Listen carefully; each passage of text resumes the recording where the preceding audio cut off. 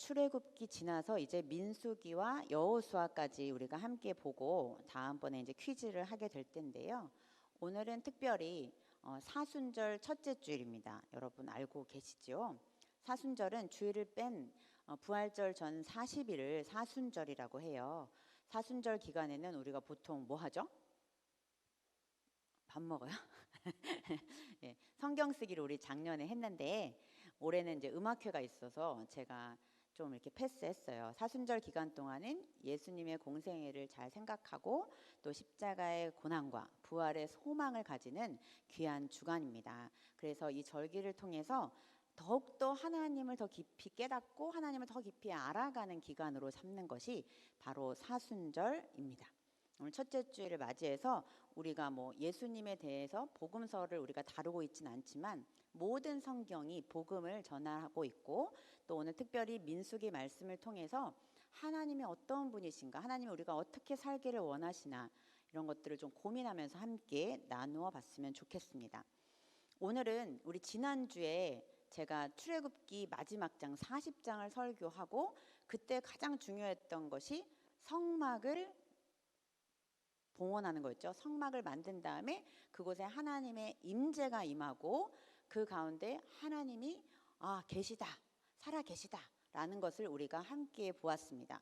그리고 3개월이 지났어요. 3개월이 지나서 율법을 받고 성막을 완성한 그 3개월 뒤에 시내산에서 우리가 성막을 지은 다음에 민수기에 와서 가나안 근처 모압 평야에 이르러요.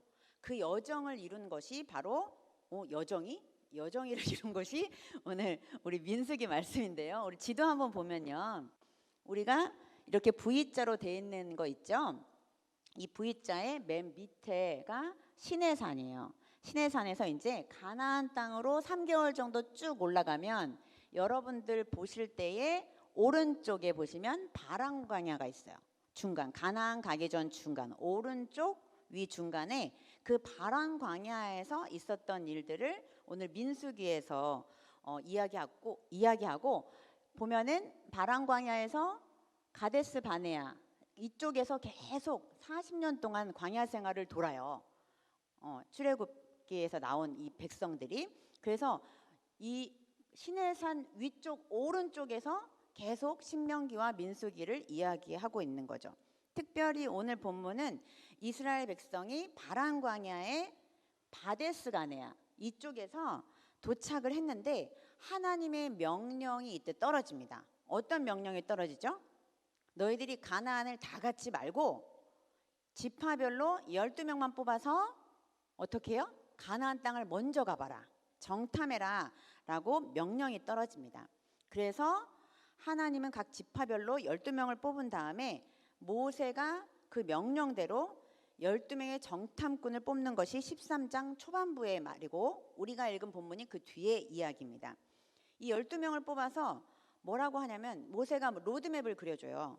너희들이 무엇을 관찰하고 와야 하는지, 무엇을 봐야 하는지, 어떤 걸 갖고 와야 하는지를 오늘 읽은 본문에서 이야기하고 있습니다.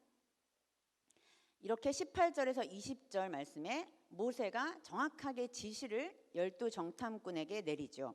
그 땅이 어떠한지 정탐하라. 곧 그 땅 거민이 강한지 약한지 많은지 적은지를 보고 그들이 사는 땅이 좋은지 나쁜지 또 사는 성읍이 진영인지 이렇게 평야인지 산성인지를 봐라. 그리고 토지가 비옥한지 메마른지 나무가 있나 없나를 보라. 그리고 마지막으로 가져올 거를 얘기해 줬죠. 실과를 가져오라고 했는데 그때는 포도가 처음 익을 쯤이에요. 그래서 우리가 좀 그림에 보면 막 어깨에 메고 두 장정이 막 포도송이를 메고 오죠. 그런 장면을 우리가 어디선가 봤을 거예요.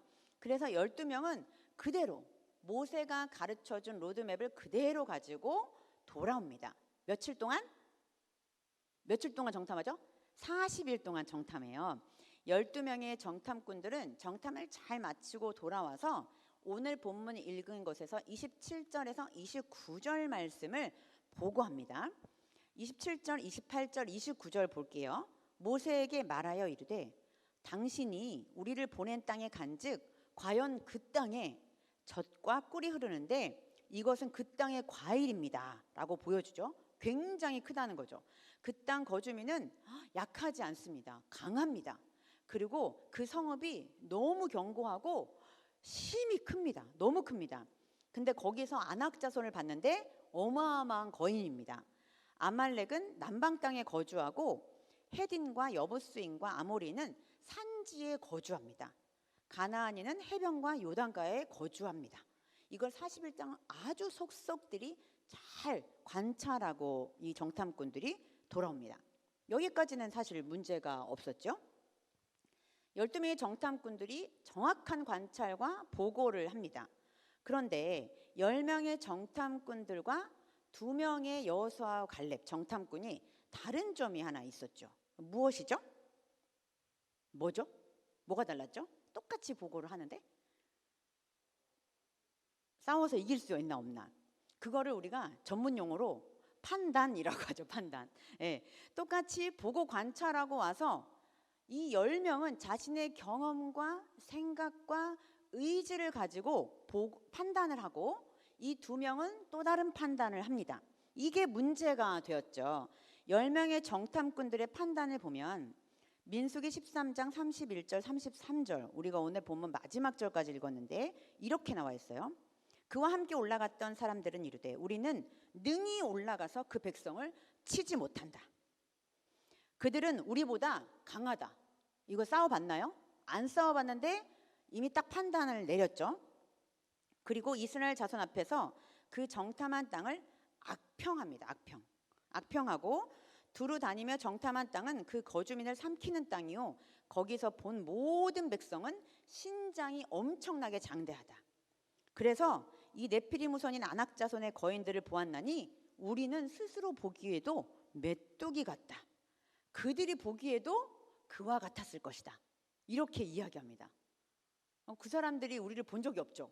근데도 메뚜기 같이 보았다라고 판단을 합니다. 지레 겁을 먹고 있죠. 절대 그곳에 가면 안 된다라는 것으로 이야기하면서 이것을 본인들만 생각하는 것이 아니라 백성들을 선동하기 시작합니다. 이처럼 자신들의 판단으로 이스라엘 온 백성들은 이제 요동하기 시작합니다. 그리고 심지어는 하나님을 거역한다고 14장 이후에 나옵니다. 또 반대인 자들, 이 여호수아와 갈렙은 그렇지 않다, 우리가 능히 이긴다라고 판단했던 이 2사람을 심지어는 백성들이 선동하여 죽이려고까지 하죠. 잘못된 판단이 얼마나 무섭습니까? 일단 공동체를 해체합니다. 그리고 자신과 반대의 생각을 가진 사람들을 완전히 죽음에 이르게 하고요.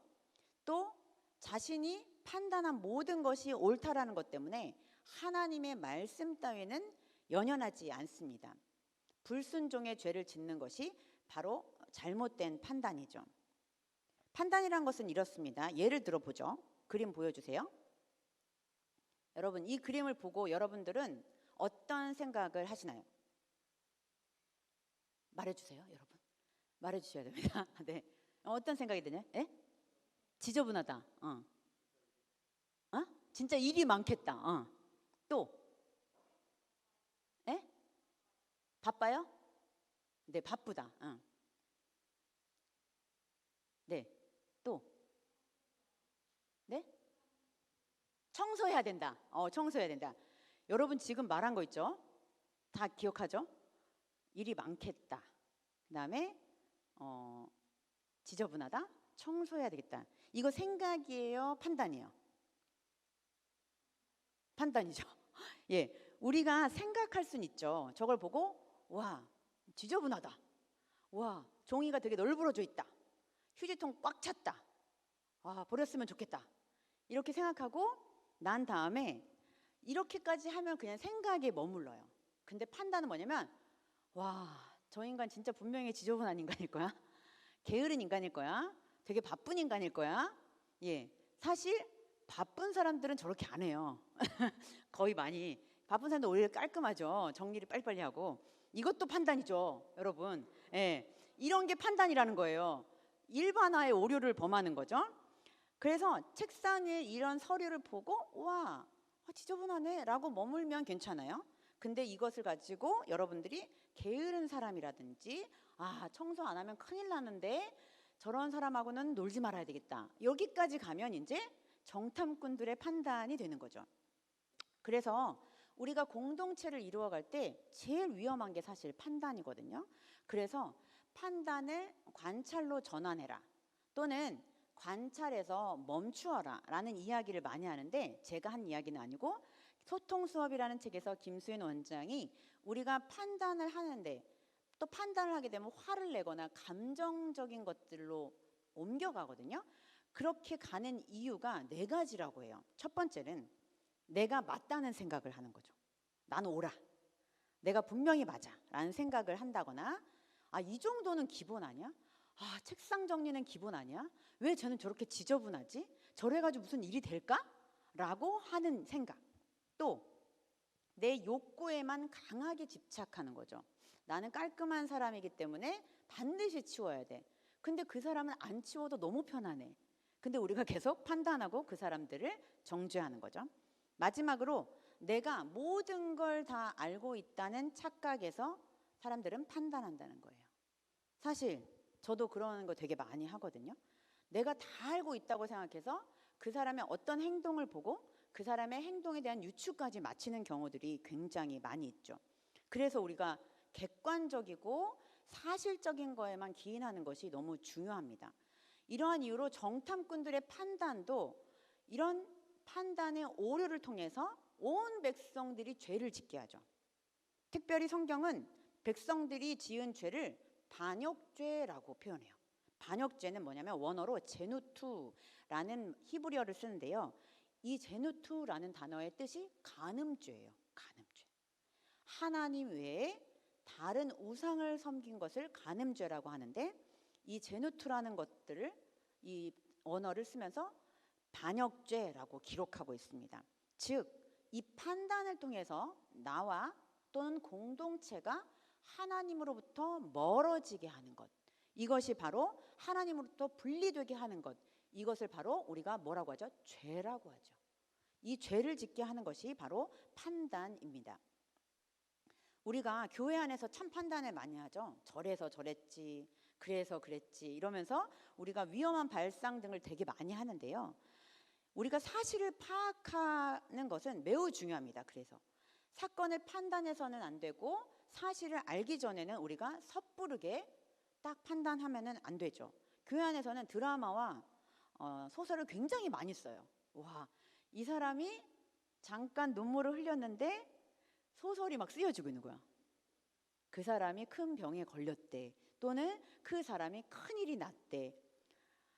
심지어는 제가 젊었을 때, 청년 때 엄청 40일 동안 기도를 한 적이 있거든요. 작정 기도로 혼자. 근데 저 뒤에서 이렇게 혼자 새벽마다 기도를 하니까 어떤 소문이 났냐면 제 청년이 임신을 했다.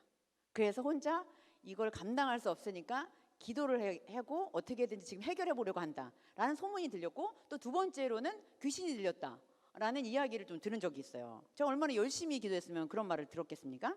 연연하지 않았습니다. 저는 강하니까요. 여러분, 네, 아무튼 이렇게 교회 안에서도 판단이 너무 어렵다는 거예요. 가정에서도 마찬가지입니다.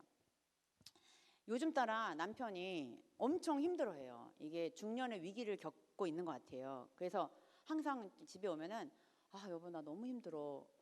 여보 4시에 퇴근하는데 뭐가 힘들어? 제가 이제 당신 진짜 되게 게으르다, 나태하다 이렇게 얘가 얘기를 하거든요.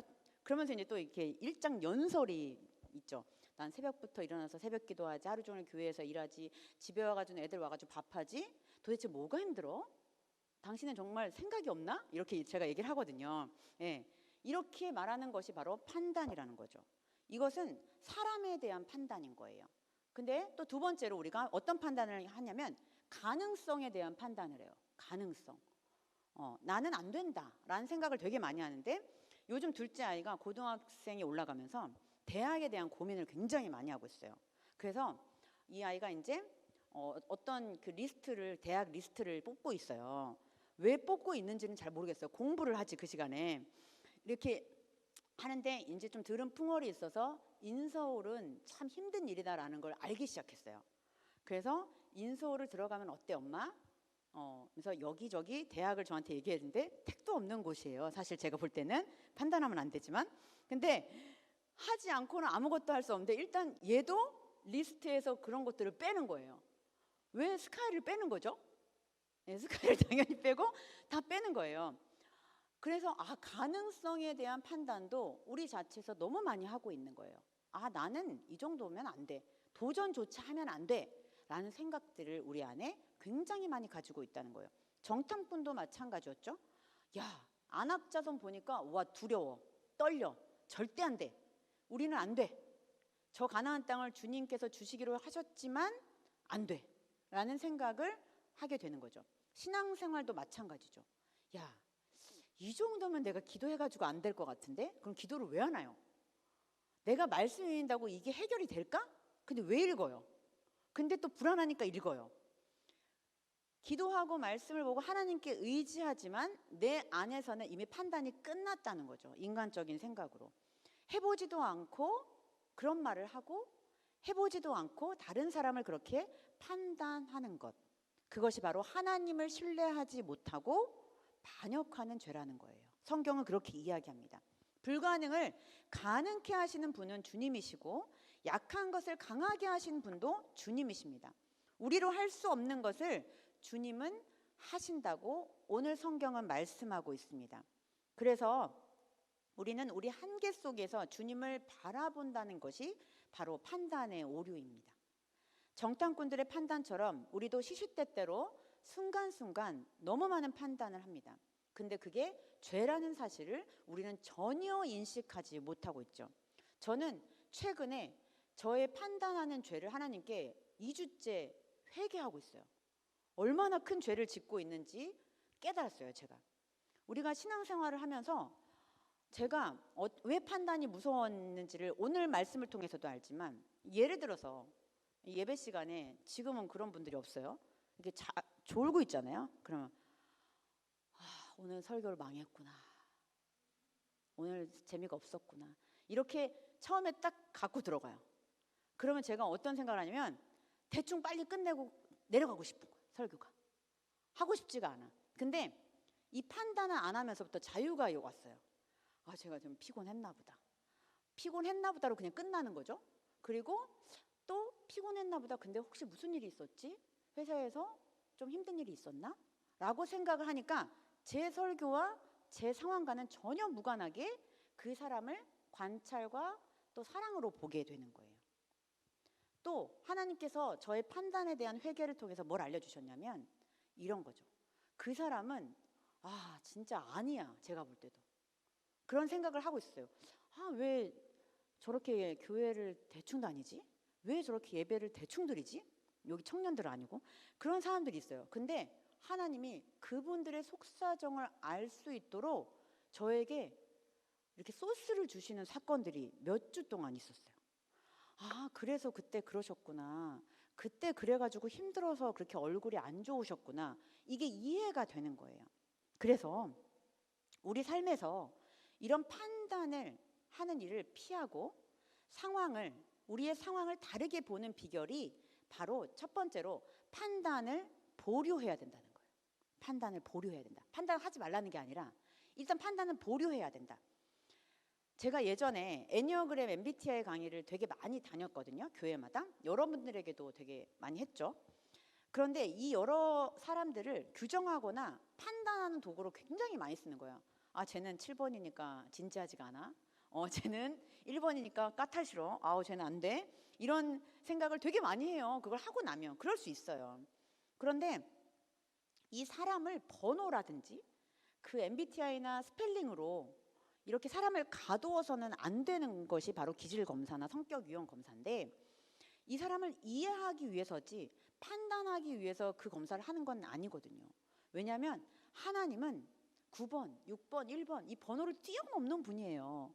그래서 게으른 9번이 갑자기 열정맨으로 바뀌어서 하나님을 위해서 선교사로 나가는 분도 계시고요. 저는 성취과예요. 성취과의 기본은 뭐예요? 돈을 많이 벌어야 돼요. 근데 제가 목사하고 있잖아요. 평생 돈 벌을 일이 없어요. 이런 게 바로 하나님의 능력과 전능하심이거든요.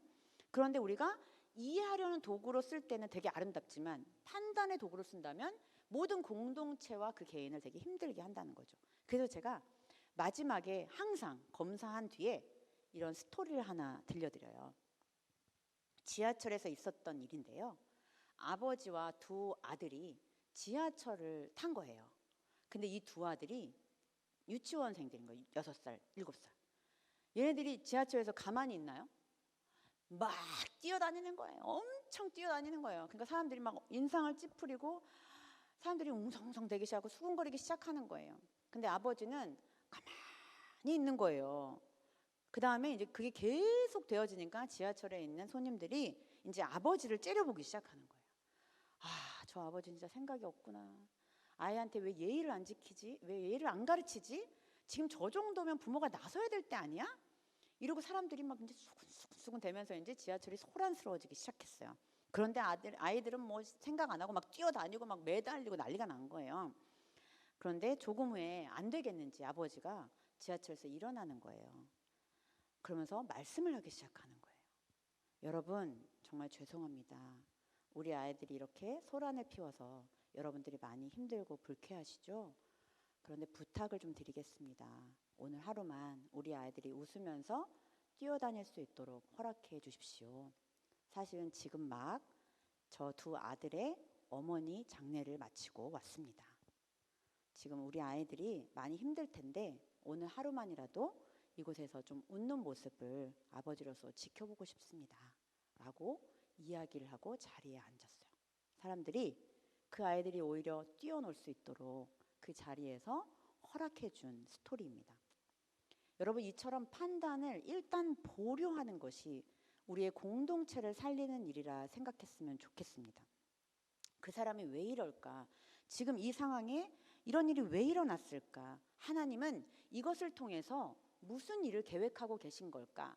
라고 생각하면서 일단 판단을 보류해 보는 거예요. 그러면 공동체가 오히려 너무 아름다워지지 않을까라는 생각이 듭니다. 오늘 정탐꾼도 이 섣부른 판단으로 인해서 많은 백성들을 죄악에 빠뜨리는 사건으로 이 민수기에 기록하고 있습니다. 사실 민수기에서 다른 중요한 사건보다는 이 사건이 굉장한 큰 스토리로 대두되고 있거든요.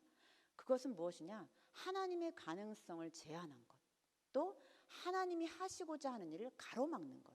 이것이 바로 섣부른 판단과 오해에서 시작되었다고 볼 수 있습니다. 두 번째로 우리가 판단을 보류하고 두 번째로 상황을 보지 않고 주님을 바라보아야 합니다. 이 정탐꾼들이 가장 큰 실수를 한 것은 무엇이냐면 하나님의 약속의 말씀을 바라보지 않았어요. 하나님의 약속의 말씀을 여호수아와 갈렙만이 붙들고 있었다는 거예요. 하나님은 분명히 성막에서 하나님의 임재를 보여주셨고 내가 너와 함께 한다는 것을 반드시 알려주셨고 반드시 젖과 꿀이 흐르는 그 가나안 땅을 우리들에게 주시겠다고 약속해 주셨어요. 많은 사건들로 인해서 하나님이 불가능을 가능케 하셨다는 것을 눈으로 목도했음에도 불구하고 이 상황을 보는 정탐꾼들은 하나님을 바라보지 않았습니다.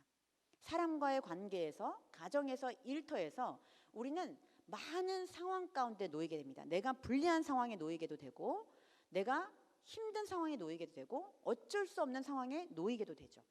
그런데 우리는 그 가나안 땅의 큰 안악자손만을 바라보는 우리들이 아니었으면 좋겠습니다. 불가능해 보이고 안 된다는 생각 때문에 우리는 두려움이 몰려올 수 있어요. 그때 기억하셨으면 좋겠습니다. 아, 하나님의 말씀을 바라봐야지. 주님을 바라봐야지. 약속을 붙들어야지. 라고 기도하는 우리 모두가 되었으면 좋겠습니다. 하나님이 왜 굳이 정탐꾼을 가나안 땅을 먼저 보여주셨을까요? 그것은 그곳이 어떤 곳이든 하나님께서 반드시 함께 하시고 그 약속의 땅을 주시겠다는 하나님의 의지입니다.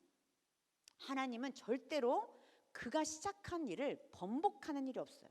성경의 그 어떤 부분도 하나님이 힘들어가지고 낙심하고 그만두는 일 따위는 성경에 기록되지 않습니다. 하나님이 하시겠다 하면 하나님은 반드시 그 일을 해내시는 분입니다.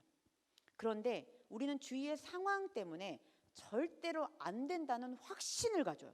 정말 신기해요. 그 확신은 도대체 어디서 온 건지, 그 믿음은 도대체 어디서 온 걸까요? 하나님이 주신 건 아닐 거란 생각이 들어요. 성령의 역사 또한 아니겠죠.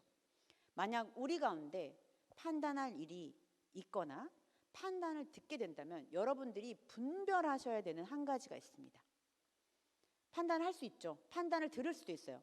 나는 판단 안 하는데 주위에서 다 모든 판단이 끝났어. 저건 안 돼 라는 판단이 끝났어요. 그때 여러분이 분별할 수 있는 가장 정확한 한 가지는 이 상황이 우리 공동체를 또는 나를, 우리를 하나님으로부터 멀어지게 하느냐, 멀어지지 않게 하느냐라는 것만 분별하시면 돼요.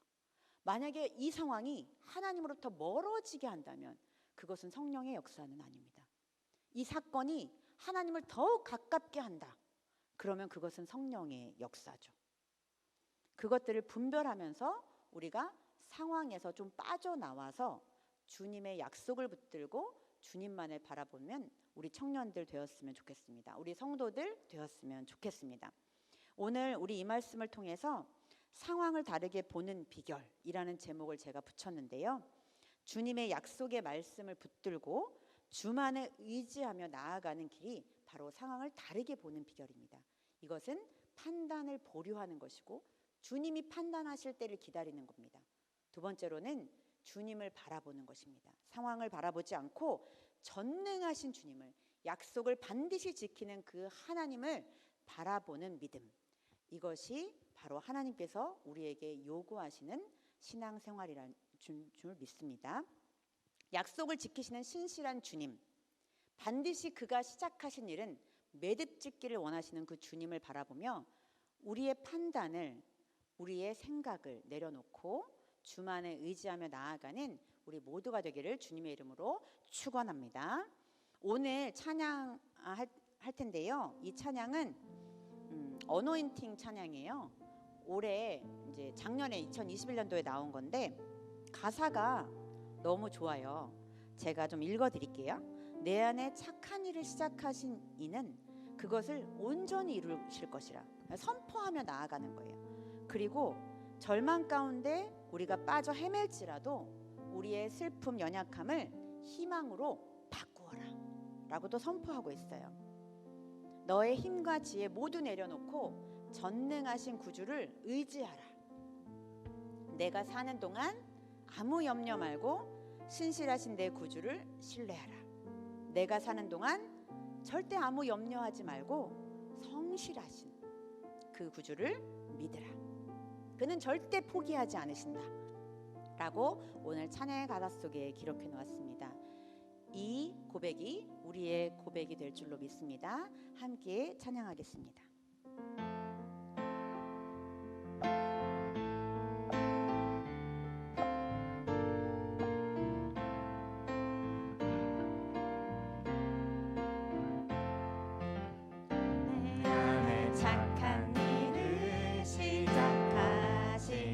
그것을 온전히 이루실 것이라. 그것을 온전히 이루실 것이라. 절망 가운데 빠져 헤매일지라도 너의 슬픔을 희망으로 바꾸어라. 내 안에 착한 일 다시 한번 고백할게요.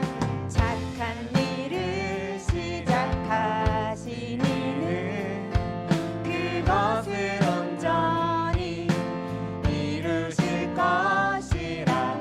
절망 가운데 빠져 헤매일지라도 너의 슬픔을 희망으로 바꾸어라. 너의 힘과 지혜 모두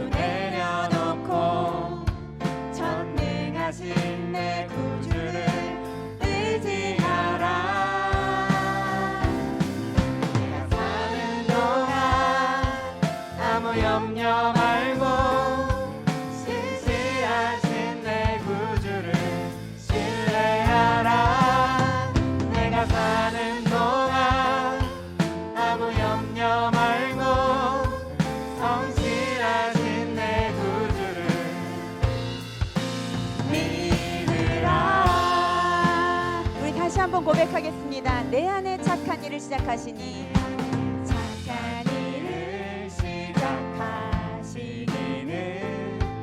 그것을 온전히 이루실 것이라. 절망 가운데 빠져 헤매일지라도 너의 슬픔을 희망으로 바꾸어라. 너의 힘과 지혜 너의 힘과 지혜 모두 내려놓고 전능하신 내 구주를 의지하라. 내가 사는 동안 아무 염려 말고 신실하신 내 구주를 신뢰하라. 내가 사는 동안 아무 염려 말고 성실하신 내 구주를 믿으라.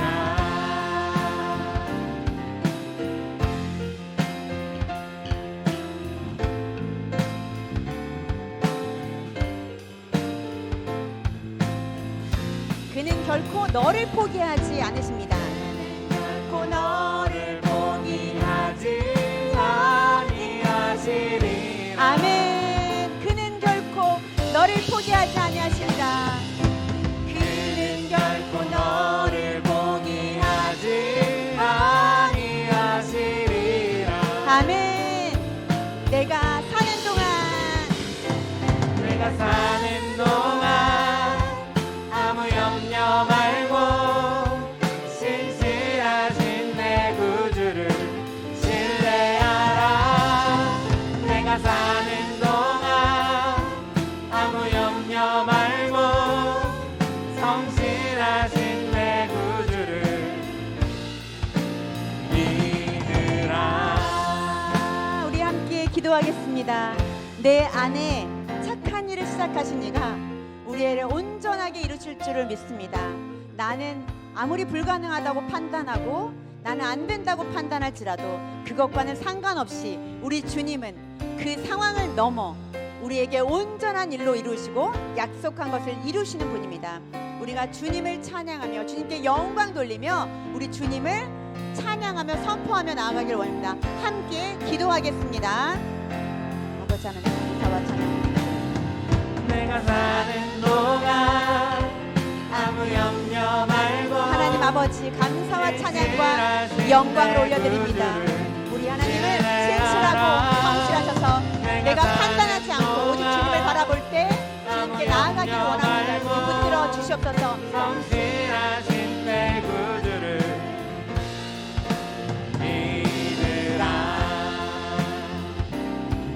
내가 사는 동안 아무 염려 말고 아버지 하나님 축복하여 주옵소서. 우리 청년들을 축복하여 주옵소서. 우리 성도들을 축복하여 주옵소서. 늘 주님께서 의지하며 나아갈 때에 상황을 바라보지 않고 아버지 주님만을 바라보게 하여 주옵소서. 판단하지 않고 판단을 보류하며 주님께 그 판단을 내어드리는 귀한 청년들 성도들 수 있도록 인도하여 주시옵소서. 감사합니다. 예수님의 기도합니다. 아멘. 사랑과 은혜의 주님 감사합니다. 오늘 정탐꾼을 통해서 우리가 판단하는 것이 얼마나 큰 죄인지를 배웠습니다. 모든 상황 속에서 판단하지 않고 주님만을 의지하며 나아가는 우리 모두가 될 수 있도록 축복하여 주시옵소서. 감사드리며 예수님의 이름으로 기도합니다. 아멘.